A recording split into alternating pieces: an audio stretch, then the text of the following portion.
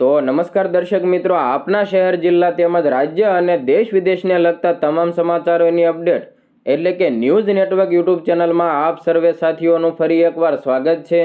દર્શક મિત્રો, દેશ અને વિદેશમાં બનતી અવનવી ઘટનાઓની માહિતી તેમજ રાજકારણને લગતા અને ખાસ કરીને ગુજરાતના રાજકારણને લગતા સમાચારોની અપડેટ સૌથી પહેલાં મેળવવા માટે અમારી ન્યૂઝ નેટવર્ક યુટ્યુબ ચેનલને અત્યારે સબસ્ક્રાઇબ કરી લો અને બાજુમાં આપેલા બેલના નિશાનને પણ દબાવી દો, જેથી અમારા અવનવા વિડીયોની અપડેટ સૌથી પહેલાં તમારા મોબાઈલમાં મળી જાય.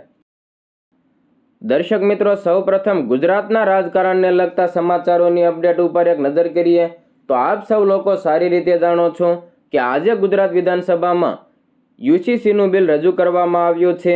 ત્યારે આ યુસીસીને લઈને આમ આદમી પાર્ટીના કદાવર નેતા ચૈતર વસાવાએ વિરોધ નોંધાવ્યો છે. તો શું છે સમગ્ર મામલો, તેની વિગતવાર માહિતી મેળવીએ. મિત્રો, ગુજરાત વિધાનસભામાં યુસીસી બિલ રજૂ થાય એ પહેલાં જ વિપક્ષે આ બિલનો વિરોધ કરવાની તૈયારી કરી હતી. આમ આદમી પાર્ટીના ડેડિયાપાડાથી ધારાસભ્ય ચૈતર વસાવાએ જણાવ્યું કે આમ આદમી પાર્ટી પહેલેથી જ આ બિલના વિરોધમાં છે અને 80% લોકોએ યુસીસીનો વિરોધ કર્યો હોવા છતાં પણ આ બિલ ચલાવાઈ ગયું છે. તેમણે આરોપ લગાવ્યો કે સરકાર વર્ગ વિગ્રહ માટે યુસીસી બિલ લઈને આવી રહી છે તેવું ચૈતર વસાવાનું કહેવું છે. આ બિલથી લિવ ઇન રિલેશનશિપનો પ્રાધાન્ય મળશે. ચૂંટણી આવી રહી હોવાથી આદિવાસી સમાજને બાકાત રખાયો છે. ભવિષ્યમાં યુસીસી હેઠળ આદિવાસી સમાજના કાયદાઓ પણ સરકાર બદલી શકે છે. બિલથી છૂટાછેડા, લગ્ન નોંધણી, વસિયત બધામાં લાઈનો લાગશે. હિન્દુ મુસ્લિમ કરાવવા માટે સરકાર બિલને લાવી રહી છે. ચૈતર વસાવાએ આમ આદમી પાર્ટીનું સ્ટેન્ડ ક્લિયર કરતા કહ્યું કે અમે આગળ પણ યુસીસીના વિરોધમાં હતા અને આજે પણ વિરોધમાં છીએ. સૌ પ્રથમ યુસીસી લાગુ કરવાની શરૂઆત 30 માર્ચ 1947ના રોજ મૂળભૂત અધિકારોની સમિતિની બેઠક થઈ અને એમાં લાંબી ચર્ચા બાદ આ બિલને સ્થગિત કરવામાં આવ્યું.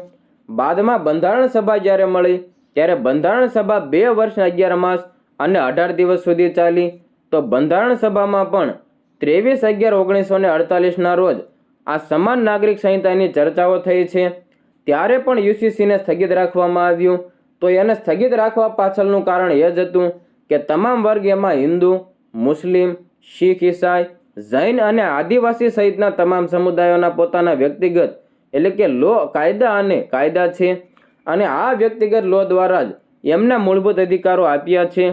એ લગ્નને પણ સ્વીકારે છે, છૂટાછેડા સ્વીકારે છે, વિધવા પુનઃલગ્ન, વિધુર પુનઃલગ્ન અને વસિયતનામું, વારસા હોય કે દત્તકની જે પ્રથા છે એને પણ પોતપોતાના સમુદાયે પોતપોતાની રીતે વર્ષોથી પેઢી દર પેઢી ચાલતા આવતા નિયમો છે.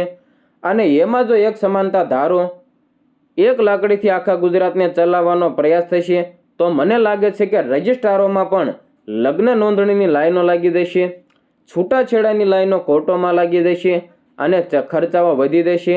દીકરીને મિલકત આપવાની વાત છે એમાં પણ ઘણા સમુદાયોમાં નારાજગી ઊભી થશે અને લિવ ઇન રિલેશનશિપની નોંધણી કરવાની વાત છે.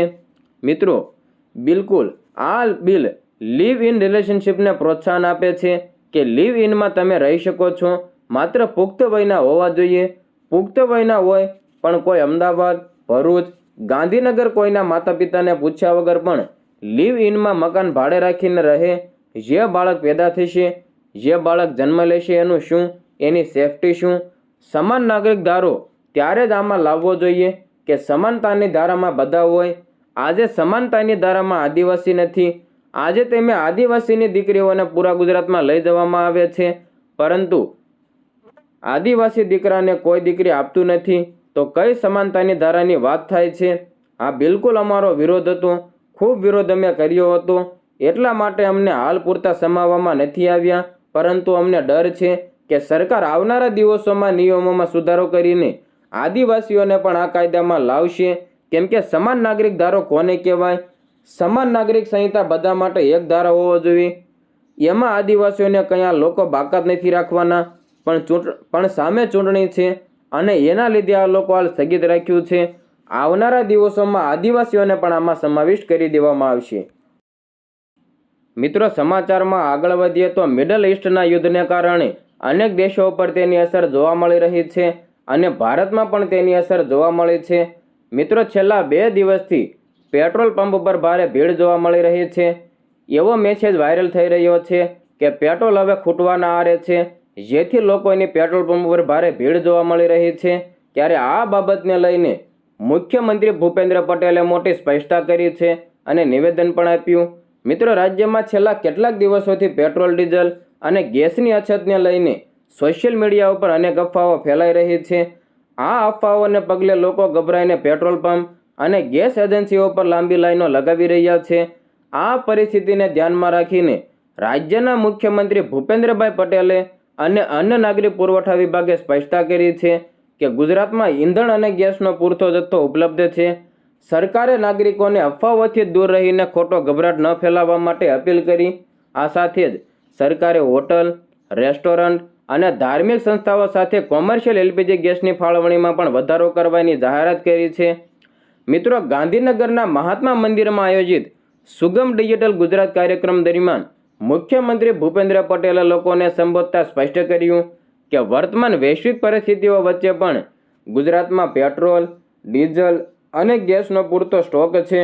તેમણે લોકોને વિનંતી કરી છે કે તેઓ કોઈપણ પ્રકારની અફવાઓમાં દોરવાઈને પેટ્રોલ પંપ કે ગેસ એજન્સીઓ પર લાઈનો ન લગાવે. રાજ્યના નાગરિકોને અત્યાર સુધી જે રીતે ઈંધણ મળી રહ્યું હતું તે જ રીતે આગળ પણ પૂરતા પ્રમાણમાં મળતું રહેશે. સોશિયલ મીડિયામાં ઈંધણની કટોકટીની વાતો વાયોવેગે પ્રસરતા અન્ન અને નાગરિક પુરવઠા વિભાગના નિયામકે તાત્કાલિક અસરથી એક પરિપત્ર બહાર પાડ્યો છે. આ પરિપત્ર મુજબ રાજ્યના તમામ મુખ્ય ડેપો અને રિફાઇનરીઓમાંથી પેટ્રોલ પંપો ઉપર નિયમિત રીતે ઈંધણ પહોંચાડવામાં આવી રહ્યું છે. વિભાગના અધિક મુખ્ય સચિવ મોના ખંદારે પણ આ નાગરિકોને શાંતિ જાળવવા માટે અપીલ કરી છે. સરકારે સ્પષ્ટ ચેતવણી આપી છે કે જો કોઈ વેપારી કે પંપ સંચાલક કૃત્રિમ અછત ઊભી કરવાનો પ્રયાસ કરશે અથવા ઈંધણની સંગ્રહખોરી કરશે તો તેની સામે કાયદેસરની કાર્યવાહી હાથ ધરવામાં આવશે. આ રાહતના સમાચાર સાથે સરકારે કોમર્શિયલ એલપીજીના જથ્થાની ફાળવણી વધારવાનો પણ મહત્વપૂર્ણ નિર્ણય લીધો છે. હવેથી રેસ્ટોરન્ટ અને ધાબા જેવી સેમી એસેશિયન સેક્ટરમાં ગેસની ફાળવણી 10%થી વધારીને 25% કરી દેવામાં આવી છે. આ જ રીતે ધાર્મિક સંસ્થાઓને પણ અગાઉના 10%ને બદલે હવે 25% કોમર્શિયલ ગેસનો જથ્થો ફાળવવામાં આવશે. જ્યારે જે સંસ્થાઓ કે ઉદ્યોગોને પહેલાથી જ 100% અને 75% ગેસનો જથ્થો મળી રહ્યો છે તેમનો કોટા યથાવત રાખવામાં આવ્યો છે. દર્શક મિત્રો, તમે આપ ગુજરાતના કયા વિસ્તારમાંથી અમારો વિડીયો જોઈ રહ્યા છો અને તમારા વિસ્તારમાં હાલ પેટ્રોલ, ડીઝલ અને ગેસને લઈને કેવા સમાચાર મળી રહ્યા છે? શું તમારા વિસ્તારમાં પેટ્રોલ અને ડીઝલ અને ગેસની તંગી જોવા મળે છે કે કેમ? તે કોમેન્ટ બોક્સમાં તમારો મંતવ્ય જરૂર જણાવજો.